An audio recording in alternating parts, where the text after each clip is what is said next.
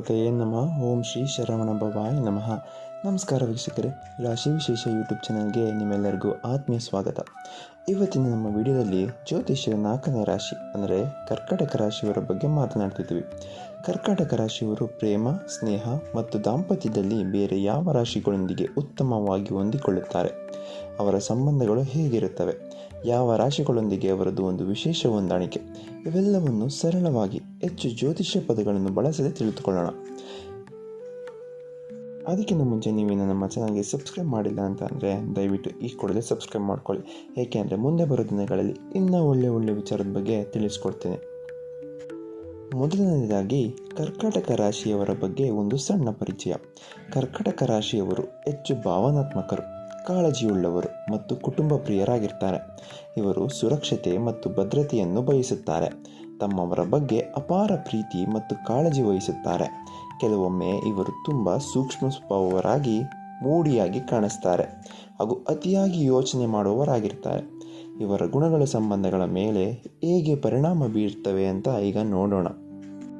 ಇವಾಗ ಕರ್ಕಾಟಕ ರಾಶಿಯವರಿಗೆ ತುಂಬ ಹೊಂದಾಣಿಕೆ ಆಗೋ ರಾಶಿಗಳ ಬಗ್ಗೆ ತಿಳ್ಕೊಳ್ಳೋಣ. ಮೊದಲನೆಯ ರಾಶಿ ಬಂದು ವೃಶ್ಚಿಕ ರಾಶಿ. ಕರ್ಕಾಟಕ ಮತ್ತು ವೃಶ್ಚಿಕ ಇಬ್ಬರು ಜಲರಾಶಿಗಳು. ಇವರ ನಡುವೆ ಅದ್ಭುತ ಹೊಂದಾಣಿಕೆ ಇರುತ್ತೆ.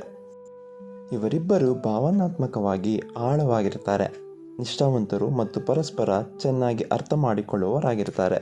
ವೃಶ್ಚಿಕ ರಾಶಿಯವರು ಕರ್ಕಾಟಕ ರಾಶಿಯವರಿಗೆ ಭದ್ರತೆಯನ್ನು ನೀಡಿದರೆ, ಕರ್ಕಾಟಕ ರಾಶಿಯವರು ವೃಶ್ಚಿಕ ರಾಶಿಯವರಿಗೆ ಭಾವನಾತ್ಮಕ ಬೆಂಬಲ ನೀಡುತ್ತಾರೆ.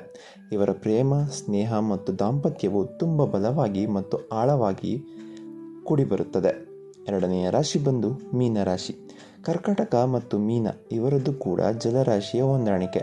ಇಬ್ಬರು ಸಹಾನುಭೂತಿ ಉಳ್ಳವರಾಗಿರ್ತಾರೆ, ಕನಸುಗಾರರು ಮತ್ತು ಭಾವನಾತ್ಮಕವಾಗಿ ಸಂಪರ್ಕ ಸಾಧಿಸುತ್ತಾರೆ.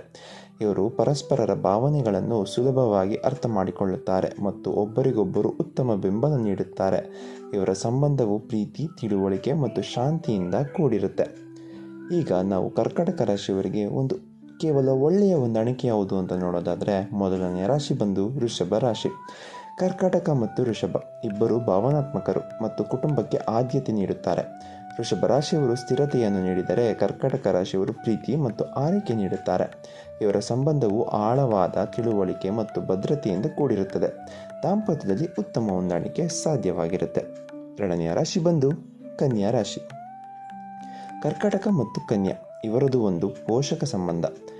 ಕರ್ಕಾಟಕ ರಾಶಿಯವರು ಭಾವನಾತ್ಮಕ ಕಾಳಜಿ ವಹಿಸಿದರೆ, ಕನ್ಯಾ ರಾಶಿಯವರು ಪ್ರಾಯೋಗಿಕ ಬೆಂಬಲ ನೀಡುತ್ತಾರೆ.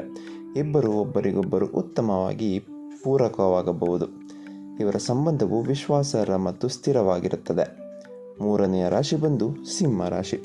ಕರ್ಕಾಟಕ ಮತ್ತು ಸಿಂಹ ಇವರ ನಡುವೆ ಬಲವಾದ ಆಕರ್ಷಣೆ ಇರುತ್ತದೆ. ಸಿಂಹ ರಾಶಿಯವರು ಕರ್ಕಾಟಕ ರಾಶಿಯವರನ್ನು ರಕ್ಷಿಸಿದರೆ, ಕರ್ಕಾಟಕ ರಾಶಿಯವರು ಸಿಂಹ ರಾಶಿಯವರಿಗೆ ಪ್ರೀತಿ ಮತ್ತು ಅಭಿಮಾನ ನೀಡುತ್ತಾರೆ. ಇವರ ಸಂಬಂಧಕ್ಕೆ ಪರಸ್ಪರ ಗೌರವ ಮತ್ತು ತಿಳುವಳಿಕೆ ಅಗತ್ಯ ಆಗಿರುತ್ತೆ. ಹಾಗೆ ಕರ್ಕಾಟಕ ರಾಶಿಯವರಿಗೆ ಸವಾಲಿನ ಹೊಂದಾಣಿಕೆಯಾಗೋದಾದರೆ, ಮೊದಲನೇ ರಾಶಿ ಬಂದು ಮೇಷರಾಶಿ. ಕರ್ಕಾಟಕ ಮತ್ತು ಮೇಷ ಇವರ ನಡುವೆ ಭಾವನಾತ್ಮಕ ವ್ಯತ್ಯಾಸಗಳು ಹೆಚ್ಚಾಗಿರುತ್ತೆ. ಮೇಷರಾಶಿಯವರ ನೇರ ಮತ್ತು ಪ್ರಯೋಗವಾಗಿದ್ದರೆ, ಕರ್ಕಾಟಕ ರಾಶಿಯವರು ಹೆಚ್ಚು ಭಾವನಾತ್ಮಕರು ಮತ್ತು ಸೂಕ್ಷ್ಮ ಸ್ವಭಾವದವರು ಆಗಿರ್ತಾರೆ.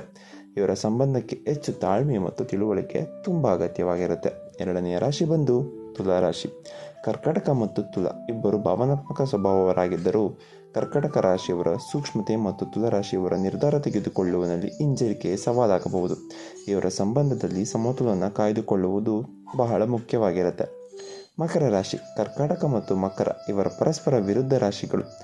ಕರ್ಕಾಟಕ ರಾಶಿಯವರು ಭಾವನಾತ್ಮಕ ಮತ್ತು ಮನೆಗೆ ಆದ್ಯತೆ ನೀಡಿದರೆ, ಮಕರ ರಾಶಿಯವರು ಪ್ರಾಯೋಗಿಕ ಮತ್ತು ವೃತ್ತಿ ಕೇಂದ್ರಿತರಾಗಿರ್ತಾರೆ. ಇವರ ಸಂಬಂಧದಲ್ಲಿ ಬದ್ಧತೆ ಮತ್ತು ಜವಾಬ್ದಾರಿಯ ಬಗ್ಗೆ ಭಿನ್ನಾಭಿಪ್ರಾಯಗಳು ಬರಬಹುದು. ಹಾಗೂ ಕರ್ಕಾಟಕ ರಾಶಿಯವರಿಗೆ ಮಿಶ್ರ ಹೊಂದಾಣಿಕೆ ಆಗೋ ರಾಶಿಗಳು ಯಾವುದು ಅಂತ ನೋಡೋದಾದರೆ, ಮೊದಲನೆಯ ರಾಶಿ ಬಂದು ಮಿಥುನ ರಾಶಿ. ಕರ್ಕಾಟಕ ಮತ್ತು ಮಿಥುನ ಇವರ ನಡುವೆ ಸಂವಹನ ಸಮಸ್ಯೆಗಳು ಬರಬಹುದು. ಮಿಥುನ ರಾಶಿಯವರು ತಾರ್ಕಿಕವಾಗಿದ್ದರೆ, ಕರ್ಕಾಟಕ ರಾಶಿಯವರು ಹೆಚ್ಚು ಭಾವನಾತ್ಮಕರಾಗಿರ್ತಾರೆ. ಇವರ ಸಂಬಂಧಕ್ಕೆ ಹೆಚ್ಚು ತಾಳ್ಮೆ ಮತ್ತು ತಿಳುವಳಿಕೆ ಅಗತ್ಯವಾಗಿರುತ್ತೆ. ಎರಡನೇ ರಾಶಿ ಬಂದು ಧನುರಾಶಿ. ಕರ್ಕಾಟಕ ಮತ್ತು ಧನು ಇವರ ನಡುವೆ ಜೀವನ ಶೈಲಿ ಮತ್ತು ಆದ್ಯತೆಗಳಲ್ಲಿ ಭಿನ್ನಾಭಿಪ್ರಾಯಗಳು ಬರಬಹುದು. ಕರ್ಕಾಟಕ ರಾಶಿಯವರು ಭದ್ರತೆ ಬಯಸಿದರೆ, ಧನುರಾಶಿಯವರು ಸಾಹಸ ಮತ್ತು ಸ್ವಾತಂತ್ರ್ಯ ಬಯಸುತ್ತಾರೆ. ಪರಸ್ಪರರ ಆಸೆಗಳನ್ನು ಗೌರವಿಸುವುದು ಮುಖ್ಯವಾಗಿರುತ್ತೆ. ಮೂರನೇ ರಾಶಿ ಬಂದು ಕುಂಭ ರಾಶಿ. ಕರ್ಕಾಟಕ ಮತ್ತು ಕುಂಭ ಇದು ಅನಿರೀಕ್ಷಿತ ಹೊಂದಾಣಿಕೆ. ಕರ್ಕಾಟಕ ರಾಶಿಯವರು ಭಾವನಾತ್ಮಕ ಮತ್ತು ಸಾಂಪ್ರದಾಯಿಕವಾಗಿದ್ದರೆ, ಕುಂಭ ರಾಶಿಯವರು ಸ್ವತಂತ್ರ ಮತ್ತು ಅಸಾಂಪ್ರದಾಯಿಕರಾಗಿರ್ತಾರೆ.